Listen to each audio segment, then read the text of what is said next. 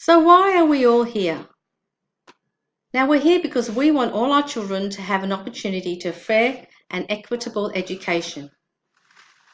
The curriculum provides us teachers with guidelines in our learning areas, general capabilities, and cross-curriculum priorities.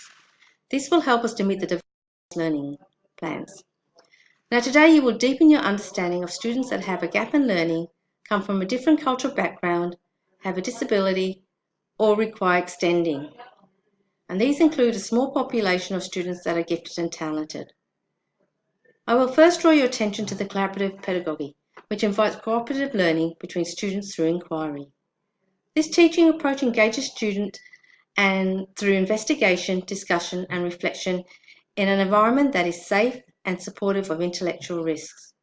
I will then look at the direct instruction pedagogy, which uses explicit teaching, just like the Fisher and Fraser gradual release of responsibility framework. Now, both pedagogies will take the mathematic concepts and teach them to students through real-life examples and activities. They can then transfer their maths, knowledge and understanding and skills into their personal, working and community lives.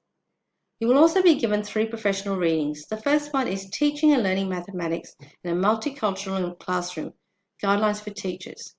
The second will be Personalised Learning for All. Are Parents the Missing Key in Closing the Gaps? And the third reading is Catering for the Gifted and How Inclusive is Our School.